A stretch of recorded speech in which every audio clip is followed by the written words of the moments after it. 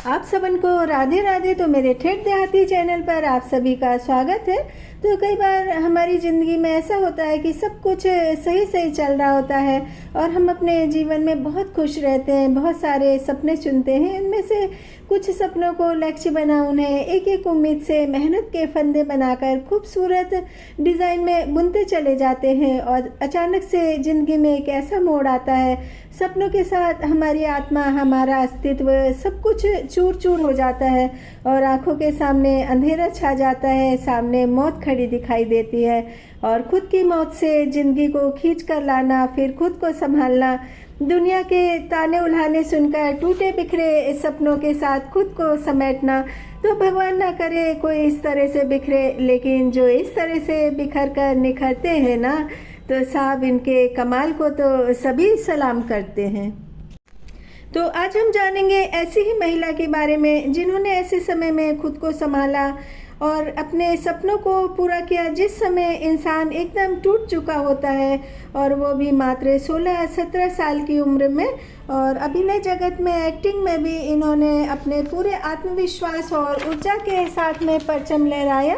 तो आज हम बात करेंगे एक अदाकारा, नृत्यांगना और अवसाद, नाकामी और असफलता के अंधेरों में भटक रहे लोगों के लिए प्रेरणा की मिसाल बनी क्लासिकल डांसर सुधा चंद्रन।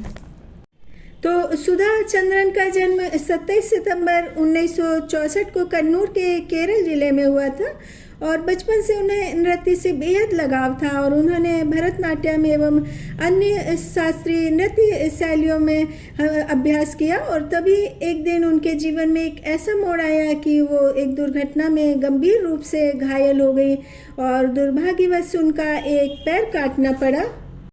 तो 2 मई 1981 सुधा चंद्रन के लिए वह ब्लैक डे था, जबकि तिरुचापल्ली से मद्रास जाते समय उनकी बस दुर्घटनाग्रस्त हो गई और इस दुर्घटना में उनके दाएं पैर की एड़ी की हड्डी फ्रैक्चर हो गई। प्लास्टर लगने पर बायां पैर तो ठीक हो गया, लेकिन दाएं पैर में गैंग्रीन, जो कि एक प्रकार का कैंसर होता है, की संभावना दिखाई दी और जिससे डॉक्टरों को उनका पैर घुटने के 7.5 इंच नीचे से काटना पड़ा। तो जब सुधा चंद्रन का पैर काटना पड़ा तो उसी वक्त उन्होंने डॉक्टर से पूछा, क्या मैं डांस कर सकती हूँ? तो डॉक्टर ने बिना हिचकिचाए जवाब दिया, ऑफ कोर्स, क्यों नहीं।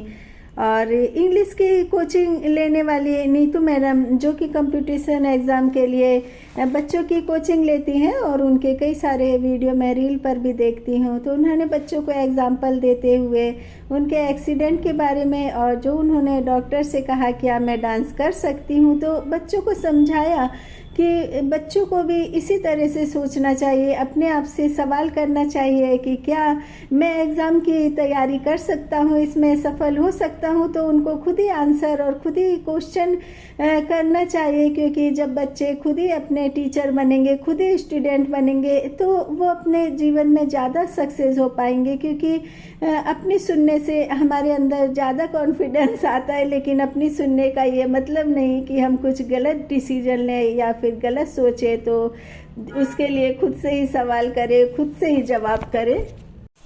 तो शरीर से एक पैर अलग होने के बाद सोचिए, एक छोटी सी 16-17 साल की बच्ची, इसके दिमाग में, दिल पर, सोच पे क्या गुजरी होगी, साथ ही इसके माता पिता के ऊपर, जो कि कुछ दिन पहले ही अध्ययन कार्य में जुटी थी। और जीवन की इतनी कड़वी सच्चाई के साथ जीना कितना मुश्किल काम है। और कुछ समय पहले सुधा चंद्रन ने 10वीं की परीक्षा में पूरी क्लास में टॉप किया था और कुछ समय बाद दुर्घटना के बाद वैसाखी पर आ गई।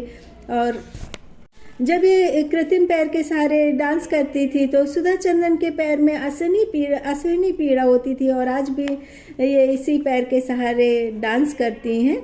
और इनके पैर में जब दर्द बहुत ज़्यादा होता है तब भी ये रुकती नहीं है, हिम्मत नहीं हारती हैं। तो सुधा चंद्रन एक रिच फैमिली से बिलोंग करती हैं, लेकिन कई बार ऐसा होता है कि बहुत सारा पैसा खर्च करके भी हम सब कुछ ठीक नहीं कर सकते हैं। और इनके परिवार वालों के पास भी ऐसी परिस्थिति में मात्र एक विकल्प था कि इनका कृत्रिम पैर लगाना, क्योंकि सुधा चंद्रन एक क्लासिकल डांसर भी थी और वो अपने डांस को किसी भी हाल में रोकना नहीं चाहती थी। और वह कुशल डांसर बनना चाहती थी, तो वह कृत्रिम पैर से ही डांस का अभ्यास करती रही। और काफ़ी दिनों बाद उनकी रियल स्टोरी पर एक फिल्म भी बनी, उनको ऑफ़र मिला जिसमें कि उनको ही अभिनय करना था। और इस पिक्चर में सुधा चंद्रन के जीवन के सभी मुश्किल पहलुओं एवं कठिन संघर्ष के समय को दिखाया गया, और इनके पिक्चर का नाम था नाची मयूरी। तो इस पिक्चर में सभी सीन इनकी रियल लाइफ से रिलेटेड थे। और वैसे मैं पिक्चर बहुत कम देखती हूँ, लेकिन नाची मयूरी पिक्चर इनकी रियल स्टोरी पर आधारित थी, इसलिए टीवी पर मैंने इनकी पूरी पिक्चर देखी। और उस पिक्चर में डांसों के दौरान ना इनका कृत्रिम पैर अलग हो जाता है और इनका पैर बहुत ज़्यादा जख्मी हो जाता है, लेकिन फिर भी ये डांस परफॉर्मेंस पूरा करती है। तो ये घटना भी स्टेज शो के दौरान इनके साथ रियल में हुई थी। तो इस पिक्चर को दर्शकों तक पहुंचाना इसलिए ज़रूरी था ताकि ऐसे लोगों का मार्गदर्शन हो सके जो कि छोटी छोटी बातों पर ज़िंदगी से हार मान जाते हैं। ज़िंदगी तो हर हाल में जीना है, तो क्यों ना ज़िंदगी को नवाबों की तरह ठाट बाट से जिया जाए, ताकि देखने वाला भी ये सोचे कि जिंदा दिली हो तो ऐसे। तो यहाँ मेरे ठाट बाट का मतलब बहुत बढ़िया लग्जरी गाड़ी या लाइफ से नहीं है। यदि हमें खुश होकर के अच्छे से जीना हो तो हम कम बजट में कम में भी अच्छे से रह सकते हैं। मैं तो इसी तरह से रहती थी, क्योंकि मैंने कभी भी यदि कुछ नहीं है तो उसका अफसोस नहीं माना है, और ना ही कभी किसी को देख करके सोचा कि इनके पास तो इतना है तो हमारे पास कुछ भी नहीं है। तो इन्होंने हिंदी फिल्मों के साथ साउथ की भी कई फिल्मों में काम किया, साथ ही बहुत सारे सीरियल में भी काम किया। और कहीं किसी रोज में सास बनी रमूला सिकंद के रूप में इनके नेगेटिव रोल को दर्शकों ने बहुत ज़्यादा सराहा, और साथ ही इनकी रमूला स्टाइल बिंदी को लोगों ने बहुत ज़्यादा पसंद किया। और मार्केट में इनकी रमूला सिकंद बिंदी आई और बहुत ज़्यादा लोगों ने खरीदी, और ख़ासकर इनके मेकअप, साड़ी, ज्वेलरी को दर्शकों ने बहुत पसंद किया। और इनके जो स्टाइल था, तो शादी सीजन में ब्राइडल मेकअप में दुल्हन की सास, मौसी, चाची रमूला सिकंद स्टाइल में ही अपना मेकअप कराना, साड़ी वगैरह, बाल वगैरह बनाना पसंद करती थी। तो वैसे तो मैंने जितनी भी साउथ इंडियन महिलाओं को देखा, ज़्यादातर सिल्क की साड़ी पहनती है, बालों में मोगरे का गजरा लगाती हैं, और इनकी जो बॉर्डर वाली साड़ी प्लेन होती है ना, वो मुझे बहुत अच्छी लगती है। और माथे पर लाल रंग की गोल बिंदी लगाती हैं, हाथों में चूड़ी पहनती हैं, और ये लुक बहुत अच्छा लगता है शादीशुदा महिलाओं पर। तो सुधा चंद्रन एक क्लासिकल डांसर हैं, अभिनेत्री हैं, तो इनका ड्रेसिंग सेंस, मेकअप, बालों का स्टाइल सब कुछ साउथ इंडियन लुक देता है, लेकिन उसके बाद भी ये लोगों की भीड़ में अलग दिखती हैं। और साथ ही अपनी जिंदा दिली की मिसाल देते हुए सुधा चंद्रन ने एक इंटरव्यू के दौरान कहा कि मेरी इच्छा है कि जब मुझे मौत आए तो भी एकदम सजी सवरी रहूं। तो मेरी भी यही ख्वाहिश है कि मेरे अंतिम समय में मेरे चेहरे पर मुस्कान रहे, लेकिन मुझे नहीं पता कि मौत को क्या मंजूर है। तो अभी कुछ दिन पहले सुधा चंद्रन ने रील पर वीडियो अपलोड की थी कि वो ट्रेन से मथुरा गई हैं और सबको राधे राधे कहा। तो मुझे लगता है कि मथुरा के इस ट्रिप के बाद से सुधा चंद्रन नमस्ते, गुड मॉर्निंग, हाय हेलो की जगह राधे राधे बोलेंगी। तो इनका विवाह रवि डोंग के साथ हुआ, जो कि असिस्टेंट डायरेक्टर हैं। तो सुधा चंद्रन ने वैसे तो बहुत सारी फिल्मों में काम किया, लेकिन मैं कुछ फिल्मों के नाम बताती हूँ, जैसे मयूरी, नाचे मयूरी, 16 और शबनम, हम आपके दिल में रहते हैं, इंसाफ की देवी, निश्चय, अंजाम। और उसके अलावा इन्होंने कई सारे सीरियल में भी काम किया, जैसे कि कहीं किसी रोज, जिसमें कि रमूला सिकंद का रोल निभाया, और झिलमिल सितारों का आंगन होगा, और माता की चौकी, नागिन।